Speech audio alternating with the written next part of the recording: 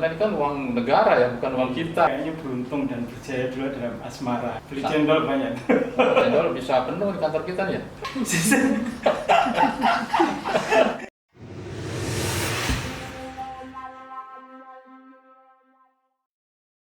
Assalamualaikum warahmatullahi wabarakatuh.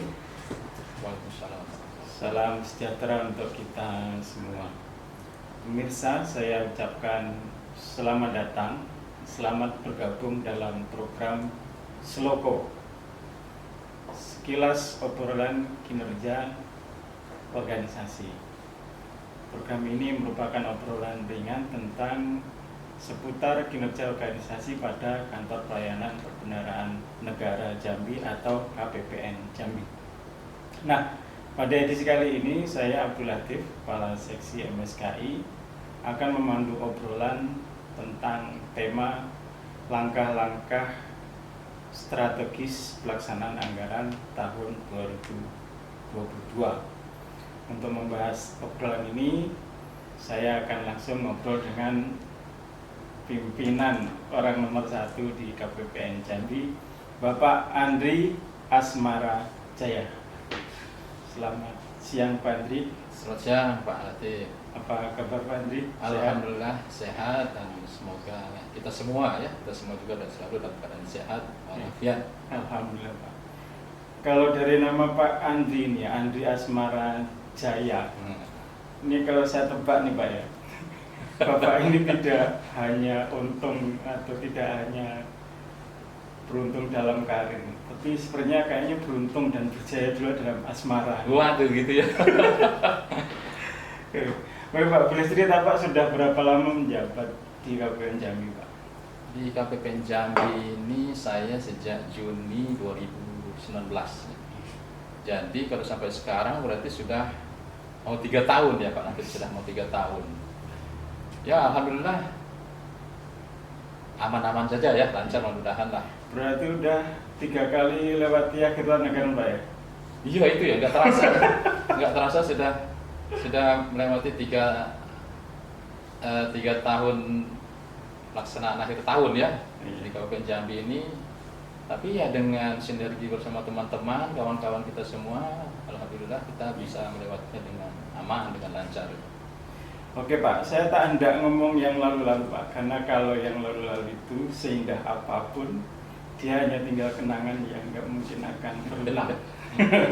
Nah, saya akan membahas yang tahun ini Pak, tahun 2022. Kira-kira nih Pak, kalau boleh di-share ke pemirsa kita yang menyaksikan Seloko ini, kira-kira isu apa nih Pak yang harus pemirsa ketahui di KPPN Jambi di tahun 2022 ini Pak?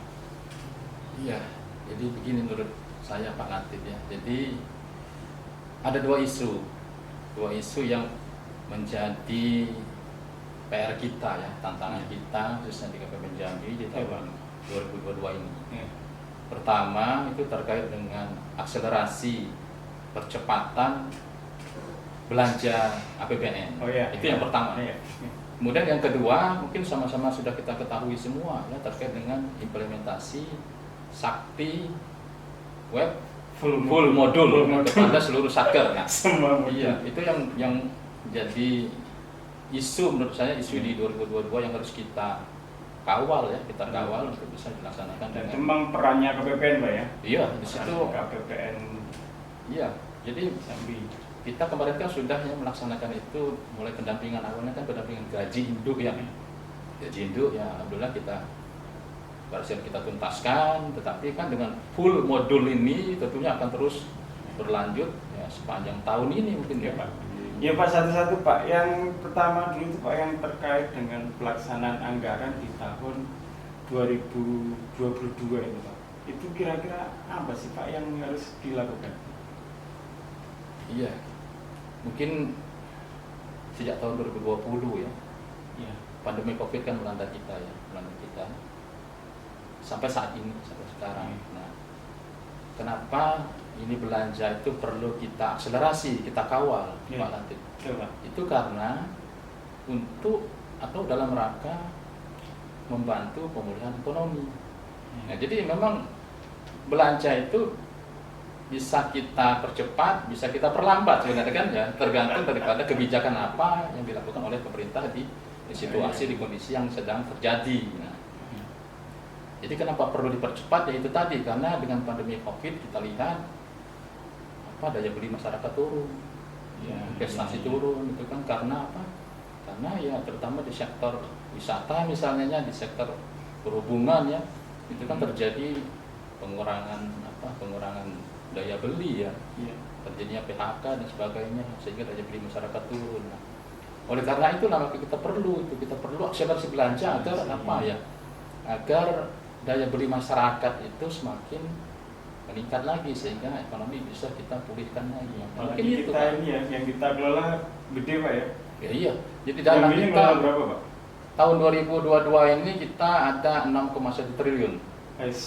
Beli cendol banyak. Cendol bisa penuh di kantor kita nih ya, bisa penuh. Nah, satker kita 236. Nah, tentunya kan kita perlu suatu antisipasi, strategi ya, bagaimana agar apa, akselerasi itu bisa kita laksanakan dengan baik. Oke Pak. Jadi itu kan kalau ngomong kan kayaknya gampang Pak. Ya, iya. Nah ini tipsnya ini Pak, langkah-langkah strategisnya apa ini Pak supaya percepatan pelaksanaan anggaran di tahun 2022 ini bisa bagus.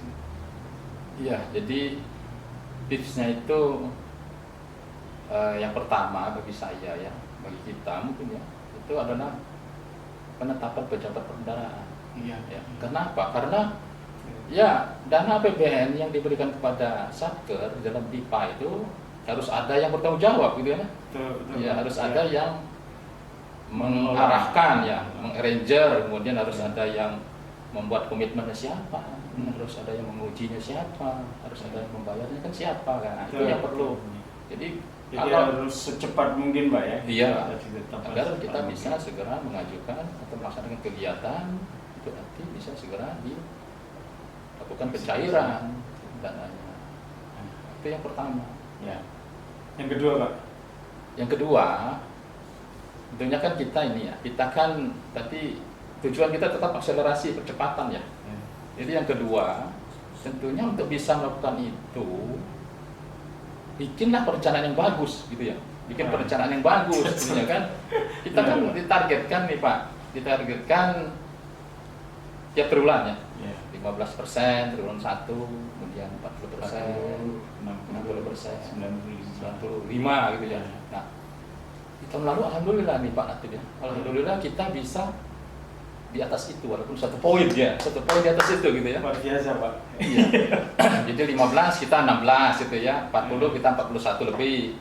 Kemudian 60 kita 61 lebih. Terakhir 90. Iya, 95. Itu yang kita harapkan di tahun ini, tetapi tentunya kan yang lebih bagus lagi apabila di atas itu gitu Pak. Iya, jadi nah itu yang perlu kita strategikan kepada satker kita, bagaimana agar misalnya triwulan 1 15, ya bagaimana kalau 20 gitu loh. Wah, gitu kan? Triwulan semoga Pak bisa iya. Pak. Nah, gitu. Sehingga berlanjut sampai artinya tidak ada penumpukan nanti di akhir tahun anggaran. Memang kenapa Pak kalau numpuk Pak? Kalau numpuk, ya itu kita kan manfaat belanja itu yang perlu kita pahami semua. Manfaat belanja daripada belanja APBN itu. Jadi ada multiplier efek di situ kan. Jadi kalau numpuk di awal itu nggak ada pergerakan duit Pak ya? Iya, itu yang kita harapkan. Itu tadi kembali ke yang apa, daya beli tadi kan. Betul. Daya beli masyarakat tadi. Gitu. Makanya itu sumbangsi APBN untuk ekonomi itu luar biasa Pak. Supaya jalan terus. Iya. Maka itu diatur, memang kan diatur untuk triwulan 1 sekian, 2 sekian, agar itu untuk kesejahteraan masyarakat sebenarnya itu. Lanjut Pak, sudah lagi tipsnya Pak? Nah, yang berikutnya tentunya ya satker-satker itu harus patuh pada aturan, aturan yang berlaku terhadap pelaksanaan dana APBN. Nah, itu misalnya nih tagihan yang sudah selesai ya. Tagihan yang sudah selesai itu ya jangan ditumpuk aja. Gitu ya. Ya percuma aja sudah selesai di triwulan 1 tapi ditagihkan di triwulan 2. Atau di triwulan 3 atau misalnya termin 1 barengan dengan termin 2 ditagihkan Nah, di iya itu. triwulan ketiga kan itu ya penumpukan juga namanya kan. Ya. Ya kemudian misalnya kontrak Ya. kontrak kan di tahun lalu kita banyak nih dari 1467 kontrak Mm-mm. yang tepat waktu itu 1382 kalau nggak salah ya, jadi masih ada 85 kontrak yang terlambat. Nah itu kan Ya. artinya menunjukkan kinerja Satker itu masih ada yang kurang bagus yang perlu kita tingkatkan. Nah, jadi di situ yang kita perlu. Jadi APBN itu memang tidak sekehendak kita melaksanakannya ya, tetapi harus patuh pada aturan yang dibuat terhadap pelaksanaannya. Jadi masih ada ya tahun 2021 yang terlambat kontrak yang didaftarkan Pak ya? Iya, masih ada Pak. Nah, itu yang kita sayangkan. Karena kan berpengaruh kepada nilai kinerja kita ya. Nilai kinerja kita, kinerja Satker kinerja juga. Satker, kan gitu. Iya. Ya itu yang perlu kita antisipasi di tahun ini ya, tahun ini 2022 ini semoga itu bisa minimal bisa kita kurangin gitu lah. Iya. Iya. Bisa kita kurangin. Iya. Mungkin ada lagi Pak? Ya mungkin itu dulu lah, itu dulu Pak ya, itu dulu karena kita harus sama-sama untuk. Tapi ada satu lagi Pak, satu lagi. Ya. Jadi begini, APBN itu kan harus dilaksanakan secara efisien, efektif, transparan. Nggak hanya keluar duit aja gitu. Iya, tidak hanya keluar uang saja, tetapi harus bisa dipertanggungjawabkan karena ini kan uang negara ya, bukan uang kita kan gitu kan. Jadi harus jelas peruntukannya, outputnya tercapai. Belanjakannya seperti apa, hasilnya kayak apa Pak ya? Ya, iya, harus kelihatan, harus terlihat, transparan kan, transparan dan akuntabel gitu. Oh, iya. Fungsi APBN Betul, juga betul. itu kan. Iya. Seperti itulah. Ada lagi Pak? Cukup Pak? Ya nanti bisa saya tambahkan lagi kalau saya dapat lagi. Tapi kalau lima-limanya ini udah dijalankan, yakin Pak ya 2022 ini Mudah-mudahan. kinerja Iya. BUN, kinerja Satker juga menjadi semakin bagus Pak. Iya, mudah-mudahan itu dengan berpegang pada 5 itu, ya, mudah-mudahan kita bisa melaksanakan langkah-langkah strategis kita ini dengan baik misalnya. Iya Pak. Tadi udah dibahas tentang percepatan anggarannya. Yang kedua yang tadi tentang sakti Pak. Iya, Tentang sakti sakti. itu gimana Pak? Sakti, Apa yang sistem disampaikan? aplikasi keuangan tingkat instansi. Nah, Sakti iya. ini kan sebelumnya memang piloting ya. Ya. Tapi tahun ini seluruh Satker sudah wajib ya harus melaksanakan Sakti itu, implementasi Sakti itu pada seluruh Satker Ya. di Indonesia ya, bukan di kita saja. Di Jambi, di Iya, Indonesia seluruhnya. Nah, Seluruhnya. jadi dengan Sakti ini, jadi begini Pak, sebenarnya kan pandemi COVID itu kita bisa melihat, gitu, bisa melihat bahwa yang bertumbuh itu adalah sektor IT kan ya, Ya. IT, informasi teknologi. Nah, jadi Sakti ini sebenarnya penerapan di saat ini sangat tepat sekali. Oh gitu. Iya, karena Betul, itu betul. apa jawaban pemerintah ya terhadap tuntutan digitalisasi, tuntutan IT. Jadi nanti walaupun misalnya pandemi ini sudah lepas ya, Heeh. ya tetap kita IT tetap harus maju, jalan. harus jalan. Nah, dengan Sakti ini yang semula aplikasi itu banyak ya, banyak kan ya. Ada berapa aplikasi, ada Saiba, ada SAS, ada RKHL dan sebagainya ya. Nah, dengan Sakti cukup satu Sakti ya. Iya, cukup satu Sakti. Jadi kita semua input aplikasi itu, kita input apa sekali input ya. Ya. Transaksi itu dalam satu aplikasi saja.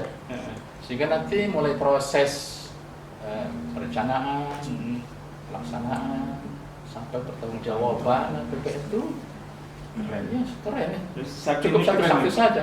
Sakti ini keren sekali. Keren ya, sesuai dengan namanya gitu ya. Karena dari semua aplikasi bisa digabung menjadi satu ya Pak. Jadi Jadi satu. satu, datanya jadi satu, semua aplikasi mulai semua transaksi dari awal hingga akhir proses pelaksanaan anggaran ada di Sakti. Ada di Pak. Sakti. Jadi satu database sebenarnya kan. Betul. Satu database yang bisa dimanfaatkan untuk semua fungsi, semua tujuan kan. Terus kira-kira apa nih Pak untuk yang di awal-awal 2022 ini kendalanya apa Pak untuk di Sakti? Kalau menurut Bapak nih Iya. sebagai penguasa KPPN Jambi. Iya, jadi memang terhadap sesuatu yang baru gitu ya. Ya. Memang tidak serta-merta kita langsung menguasai, langsung bisa, tetapi perlu penyesuaian, ya. Perlu betul. adaptasi gitu ya. Artinya bukan kita menampilkan tidak ada kendala gitu ya. Ya. Pastinya ada lah secara teknis ya. Dalam aplikasi tentunya ada, tetapi itu kan tetap dilakukan penyempurnaan ya, penyempurnaan di dalam aplikasi. Nah di sini ya mungkin kendalanya hanya sebatas itu. Tetapi kita harus bagaimana bisa mengawalnya itu, mengedukasi satker, mensosialisasikannya, ya, kemudian mendampingi satker di dalam implementasi sakti itu agar friendly lah sakti itu. Iya benar Pak. Kita berkawan dengan sakti kan gitu ya. Nah, itu yang menjadi PR kita di KPPN Jambi khususnya untuk bisa mengawal sakti ini dengan baik tanpa adanya keluhan dari satker ya tentunya ya gitu ya. Iya. Berarti bisa jadi karena sekarang ini masih banyak kendala karena memang belum terbiasa gitu ya. Iya. Karena belum terbiasa proses transisi aplikasi Pak ya. Iya. Ya sama lah kayak dulu waktu SAS itu kan. Iya benar sama juga kita penyesuaian. Kita juga sempat pening ya. Dari juga kan. Sumatera SAS kemudian kita buat SAS waktu itu, kemudian sekarang udah enak, nah tapi sekarang harus ke Sakti jadi malah seperti iya betul. Jadi memang yang namanya aplikasi kan tentunya kita menyesuaikan dengan perkembangan IT ya. Tak mungkin kita gunakan aplikasi yang tertinggal kan, tentunya harus menyesuaikan. Dan itu juga tentu perlu penyesuaian dari kita semua, dari usernya, pengguna Sakti itu. Iya Pak, oke Pak, kayaknya dua isu ini sudah sangat lumayan Pak. Kita sudah bahas tentang percepatan realisasi anggaran tahun 2022 dan isu tentang Sakti. Mudah-mudahan ini semuanya lancar. Oke Pak, sebelum ke akhir acara ada yang Bapak ingin sampaikan Pak sebagai penutup Seloko kita yang sekilas ini. Ya mungkin dari dua isu tadi ya, misalnya ada dua juga hal yang perlu kita hayati mungkin ya, perlu kita jalankan. Yang pertama kita harus memahami fungsi daripada APBN, yaitu mengatur pendapatan dan belanja untuk tujuannya kesejahteraan masyarakat rakyat. Nah itu yang perlu kita, khususnya para pengelola perbendaharaan ya. Nah kalau itu kita pahami, mudah-mudahan bisa berjalan dengan baik. Yang kedua, leadership dan manajemen. Ya. Menurut saya itu.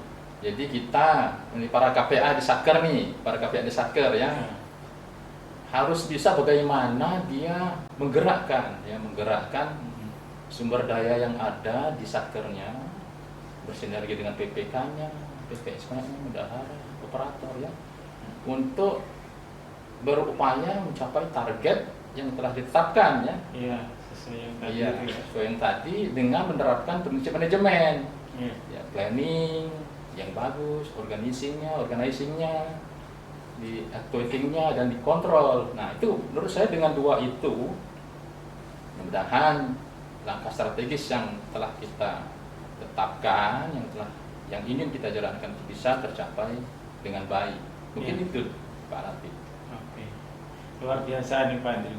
Mudah-mudahan dengan apa yang disampaikan Pak Andri ini, proses pelaksanaan percepatan anggaran tahun 2022 ya Pak ya, dan juga implementasi Sakti ini akan menjadi semakin bagus. Ya, amin. Mudah-mudahan. Baik Pak Andri dan para pemirsa sekalian, inilah obrolan kita pada kesempatan kali ini. Mudah-mudahan program Seloko ini sekilas obrolan kinerja organisasi mencerahkan dan memberikan manfaat untuk kita semua. Jangan lupa untuk subscribe, like, dan komen. Beli sepeda ke kota Jambi, jangan lupa singgah ke Batang Hari. Cukup sekian podcast kali ini, sampai ketemu di lain hari. Assalamualaikum warahmatullahi wabarakatuh.